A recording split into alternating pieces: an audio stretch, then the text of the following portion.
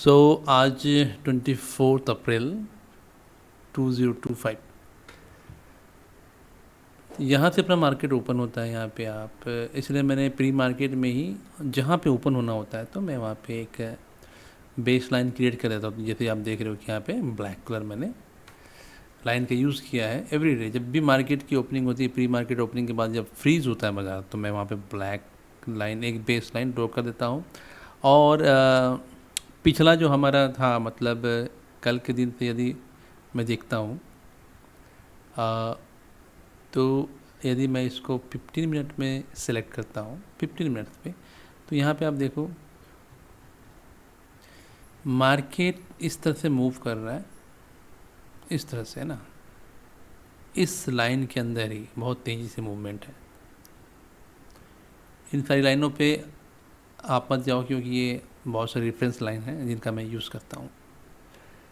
तो इन दोनों लाइनों के बीच में ही वो मूवमेंट ले रहा है। कल की डेट में ये मार्केट जो है इस लाइन से ज़रा सा आउट हुआ, लेकिन फिर भी इसमें बुलिशनेस बनी हुई थी। लेकिन जैसे मैंने कहा कि 350 का एक रेजिस्टेंस जो है वो बहुत इंपॉर्टेंट है। ये थोड़ी सी यहाँ पे बाधा तो क्रिएट ज़रूर करेगा। तो आज की डेट में हुआ क्या कि मार्केट ने ओपनिंग ली यहाँ पे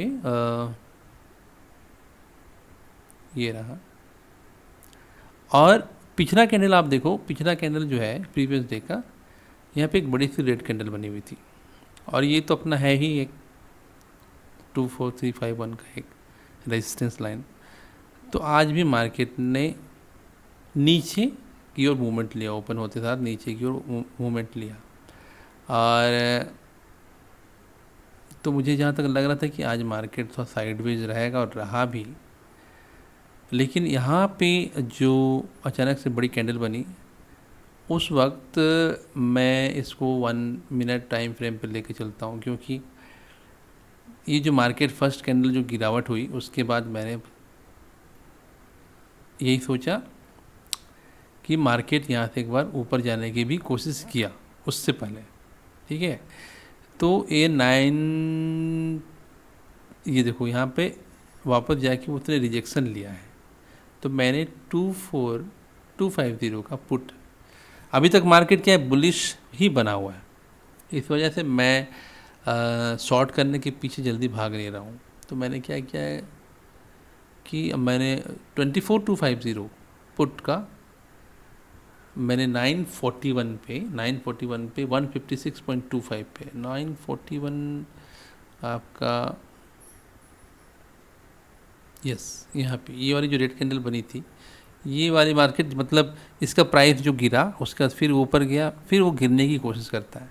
तो मैंने यहाँ पे इसको सेल किया 156.25 पे, और मैंने 10 पॉइंट का एसएल भी लगाया। 10 पॉइंट का एसएल मतलब ठीक जस्ट। तो उसके बाद मार्केट सेकेंड कैंडल भी इसका रेड ही बना था, लेकिन उसके बाद इसने ऊपर की ओर जाना स्टार्ट किया। मतलब यहाँ पे आप एक चीज़ गौर करो, हुआ क्या, मार्केट में जो गिरावट हुई ये वाली में, ठीक है, पहले तो यहाँ तक गया बाजार, इसको देखो आप 932 से लेके 935 तक, 932 यहाँ पे देखते हैं 931 से लेकर 935, मतलब पुट का प्राइस तो यहाँ पे गिरेगा, है ना। तो पुट का प्राइस यहाँ तक डाउन हुआ। ये बहुत सडन इसमें मतलब मोमेंट आया था। तो मैं यहाँ पे पोजीशन मैंने लिया भी नहीं, क्योंकि आज थर्सडे है और मार्केट वोलाटाइल था। थर्सडे को मार्केट थोड़ा सा वोलाटाइल रहता ही है। तो मैं वेट कर ही रहा था। अब यहाँ से यहाँ तक कि गिरा पुट, उसके बाद क्या हुआ कि पुट का प्रीमियम बढ़ने लगा। क्यों बढ़ा यहाँ तक? क्योंकि यहाँ से लेके फिर बाज़ार ने यहाँ तक करेक्शन लिया, लिया। अब मुझसे गलती क्या हुई कि मैंने यहाँ पे जो अर्ली ट्रेड लगा दिया, मुझे थोड़ा सा वेट करना था, लेकिन मैंने यहाँ पे लिया। मुझे लगा यहाँ से बाज़ार थोड़ा संभलेगा, ये बेस लाइन था, तो गलती क्या हुई कि जब वहाँ से वो बेस की ओर आता है तो तुरंत बेस की भी नीचे वो जाने की कोशिश करेगा, राइट। और जितनी तेज़ी से मूवमेंट ऊपर की ओर गया था तो डाउनवर्ड भी वो जो मूवमेंट होता है उसमें होगा। तो जब पुट का प्रीमियम इस तरह शार्पली डाउन हुआ उसके बाद फिर ये अप जाता है। तो मुझे यहाँ पे क्या करना था कि इस जगह के भी ऊपर मुझे इसको सेल करना था, लेकिन मैंने यहाँ पे सेल किया, इस जगह पे सेल किया। तो 10 पॉइंट का करेक्शन जो 160 पे मुझे यहाँ पे लेना पड़ा स्टॉप लॉस। तो ये मेरा पहला ट्रेड जो है मिस हो गया, मतलब लॉस बुक करना पड़ा मुझे। और 10 पॉइंट से ज़्यादा मैं इसलिए नहीं एसएल रख रहा हूँ क्योंकि मैं हेवी क्वांटिटी डिप्लॉय जब करूँगा उस वक्त इसका फ़ायदा मुझे मिलेगा। और साथ ही साथ प्रैक्टिस भी होती है कि आप कितने सही हो। एसएल जो है वो बिल्कुल जितने कम पॉइंट पे आप लगा पाओगे दैट मीन्स वो आपका प्रिसाइज जो डायरेक्शन है जो आप एनालाइज कर सकते हो वो होता है। इसलिए मैं एसएल में बहुत मतलब ऐसा नहीं कि 20 पॉइंट ले लिया 30 पॉइंट ले लिया, ऐसे मैं नहीं करता हूँ। मैं देखता हूँ कि मैं कितने सामने जा सकता हूँ। तो यहाँ पे मैंने 10 पॉइंट का एसएल लिया। अब उसके बाद मार्केट फिर यहाँ पे ऊपर उठने की कोशिश कर रहा है, तो फिर ये नीचे की ओर आया। फिर यहाँ पे चाहता तो मैं ट्रेड ले सकता था, ठीक है, यहाँ पे अगर मैं चाहता तो ट्रेड ले सकता था, लेकिन मैंने लिया नहीं। और मैं 948 पे फिर एक ट्रेड लेता हूँ, नहीं 948 पे मैंने ट्रेड लिया है, मैंने 948 पे फिर एक ट्रेड लिया और इसका 170.50 पे, मतलब 948 हो गया मेरा इस जगह पे। इस जगह पे मैंने ट्रेड लिया, ठीक है, क्योंकि जब उस वक्त बाज़ार यहाँ पे आया और मैंने यहाँ ग्रीन कैंडल देखा होगा इस जगह पे, इस तरह से 948 ये रहा, तो मैंने एक ट्रेड और लिया फिर पुट साइड का ही। तो मैंने फिर से एक लक आजमाया और इस बार मुझे इसमें जो है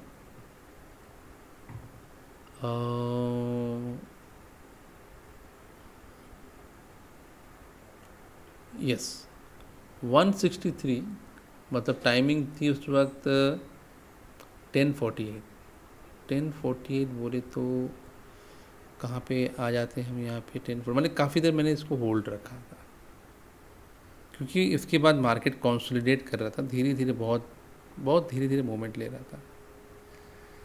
तो 1048 है आपका, 1048 है यहाँ पे इस जगह पे 1046 1048 और इसको मैंने 163 पे प्रॉफिट ले लिया, 163 पे मैंने इसका प्रॉफिट ले लिया। तो मैं होल्ड करने की कोशिश कर रहा था, मैं चाह रहा था कि यहाँ से मैंने अच्छा लिया, यहाँ तक भी आया था और मुझे करीब 1K से भी ज़्यादा का प्रॉफिट होता। दैट मीन्स मैं यहाँ पे 173 पे 170 के आसपास जब मैंने इसको सेल किया था 170 से लेके आप देख सकते हो कि 143 तक है ना। तो यहाँ से यहाँ तक का मुझे मिल रहा था, लेकिन मैं होल्ड करना चाह रहा था, मैं चाह रहा था कि होल्ड करूँ। तो वैसे भी मैं प्रॉफिट में था, तो मैंने फिर जब मार्केट यहाँ से फिर रिवर्स होने लगा, मार्केट दैट मीन्स प्राइस इसका रिवर्स होने लगा, तो मैंने फिर इसको 163 पे उसका एसएल लगा दिया, वो प्रॉफिट ही था और अल्टीमेटली 163 पे ये मेरा प्रॉफिट हिट हुआ। उसके बाद ये और नीचे जाता है, उसके बाद फिर देखो ये वापस 172 पे भी आता है। दैट मीन्स अगर मैं 163 पे इसका एसएल नहीं लगाता तो फिर मुझे यहाँ पे 0-0 में ये काटना पड़ सकता था, बल्कि 2 पॉइंट का लॉस ही होता। उसके बाद मैंने एक ट्रेड और लिया, तब तक बाज़ार इसी तरह से कंसोलिडेट कर रहा था, ऊपर नीचे बहुत ही कम मूवमेंट थी इसमें, मतलब ये 250 को मीडियन मान के ही ये चल रहा था, 24,250 के आसपास। ये देखो आप, बहुत ही स्लो मूवमेंट, थोड़ी सी डाउनवर्ड भी आ रही है लेकिन बहुत स्लो। तो कहीं ना कहीं कॉल को भी लिया जा सकता था। तो बाद में मैंने क्या किया कि मैंने इसका एक पुट इस बार बाय करने का सोचा कि जब बाज़ार इस तरह से हल्के हल्के नीचे ही आ रहा तो क्यों ना मैं एक बार पुट बाय भी करके देखूं। और मैंने ठीक एग्जैक्टली 2:39 पे 2:39 पे 2:39 कहाँ पे हो रहा है?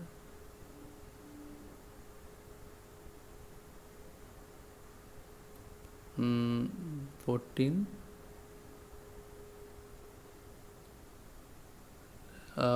एक सेकेंड 239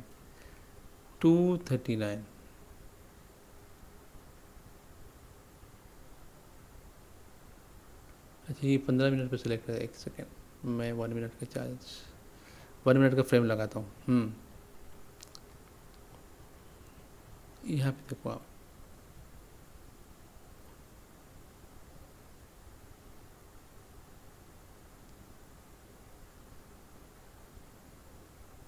239 पे मैंने बाय किया है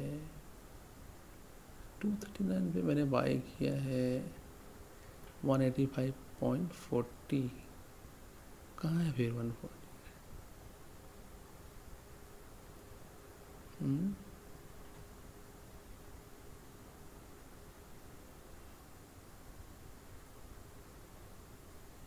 और उसको मैंने 254 पे उसको मैंने अच्छा सॉरी मैं सी में देख रहा हूँ सॉरी सॉरी सॉरी सॉरी मैं उसे भी लगा के रखा था मैं थोड़ा सा गलत चेक कर रहा था 239 यहाँ पे अगेन 239 पे हम आते हैं 239 तो आपका हो गया इस आसपास में मैंने लिया था 185.50 पे 239 पे तो 185.50 मतलब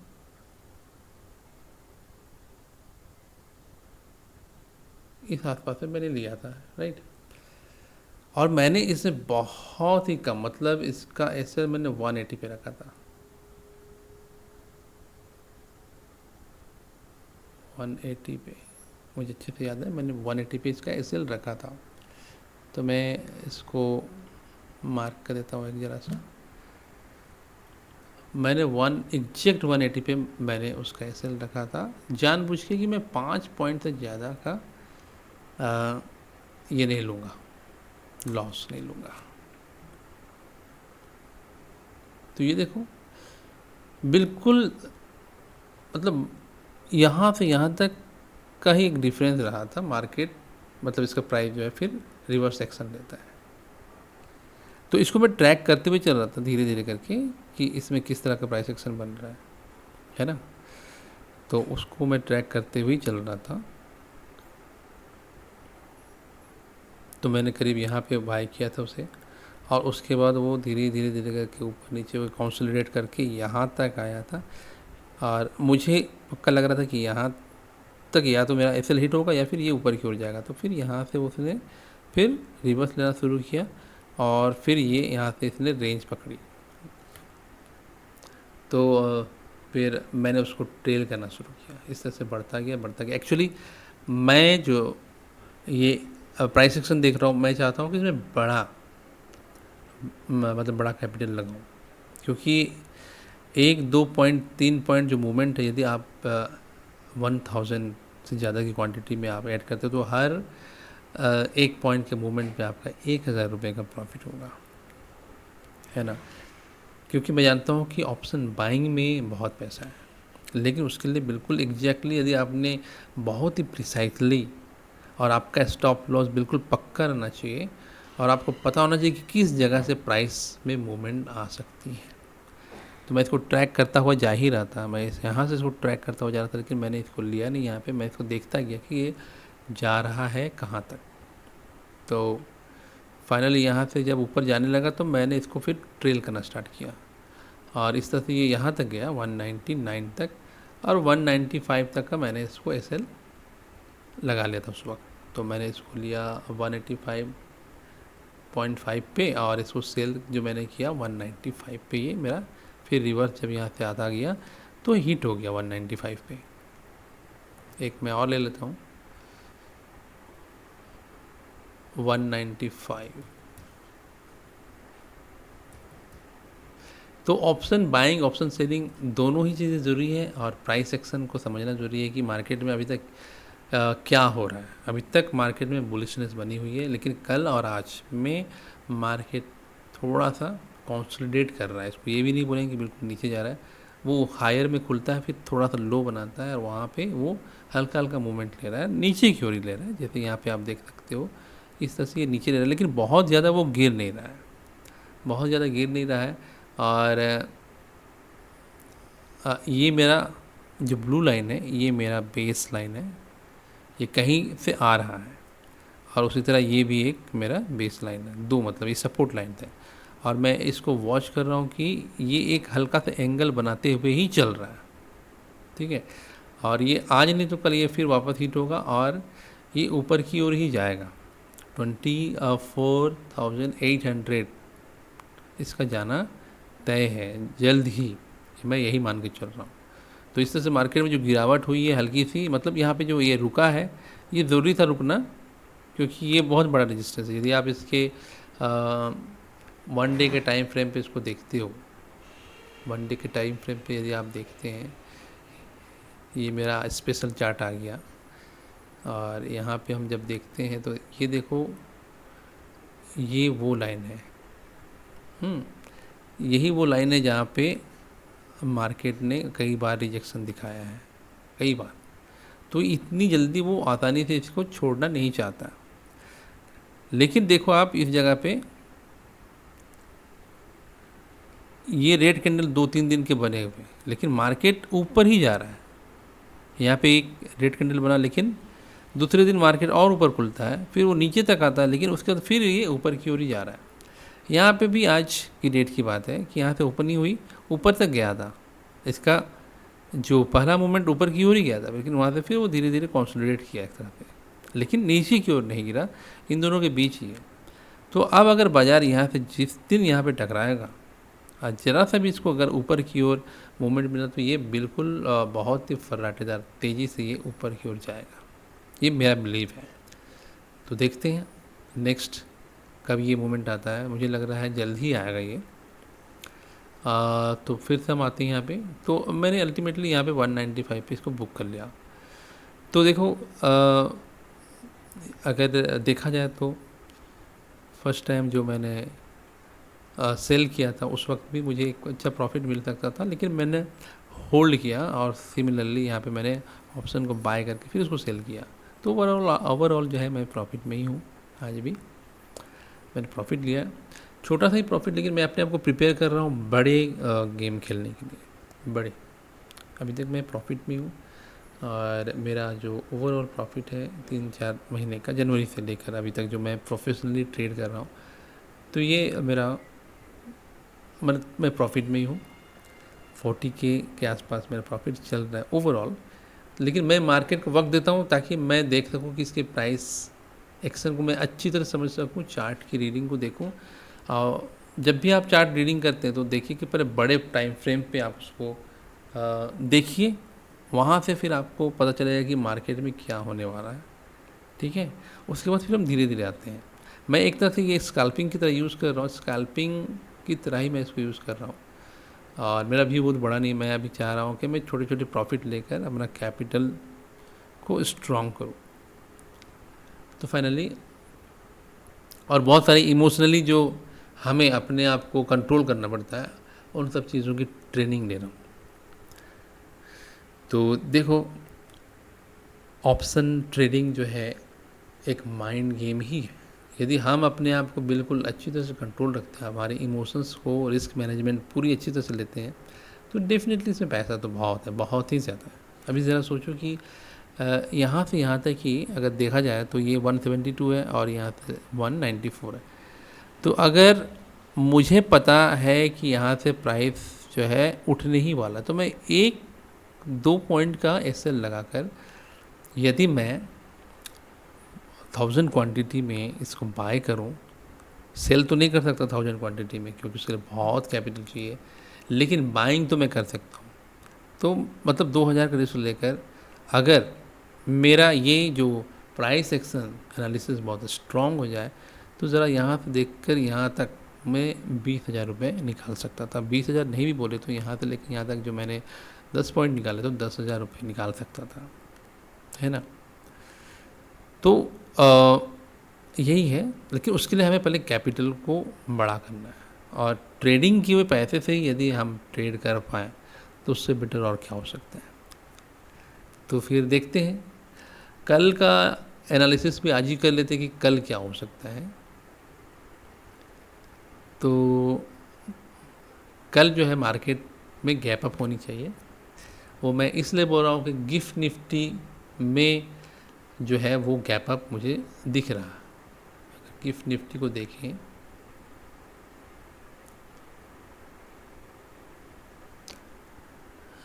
गिफ्ट निफ्टी में गैप अप है, ये रहा।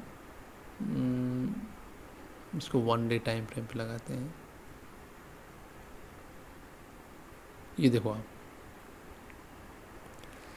तो अगर आप लोगों में से कुछ लोग नहीं जानते होंगे तो हमारा इंडियन जो स्टॉक मार्केट है वो गिफ्ट निफ्टी को देखकर आप अंदाज़ा लगा सकते हैं कि अगले दिन बाज़ार में क्या होने वाला हो सकता है। तो यहाँ पे आप देखो गिफ्ट निफ्टी में बढ़त है, 397 अभी चल रहा है। 397 चल रहा है मतलब समझ लो कि आप इसको मान के चलो कि अभी 250 पे हमारी यदि क्लोजिंग हुई आज, और अगर 397 पे कल भी गिफ्ट निफ्टी यदि आज रात में पता नहीं कहाँ तक जाएगा, कौन जानता है ना। तो ये आपको कल एक अच्छा गैप अप देखने को मिल सकता है। तो देखते हैं, अल्टीमेटली मेरा व्यू यही है कि मार्केट में तेज़ी बनी हुई रहेगी और यहाँ तक कि ये यहाँ तक भी जा सकता है, ऊपर की ओर भी, ये मुझे लग रहा है। बहुत सारी चीज़ें मायने रखती हैं यहाँ पे, ऐसा नहीं कि ये लाइन्स वगैरह जो भी हैं एक रेफरेंस की तरह मैं ले रहा हूँ। कभी भी बाज़ार रिवर्स भी ले सकता है, लेकिन हमें मार्केट के ट्रेंड को पहचानना आना चाहिए। तो मिलते हैं फिर कल, तब तक के लिए जय Bharat and good by two all of you. जय हिंद, जय Bharat, good by two all of you.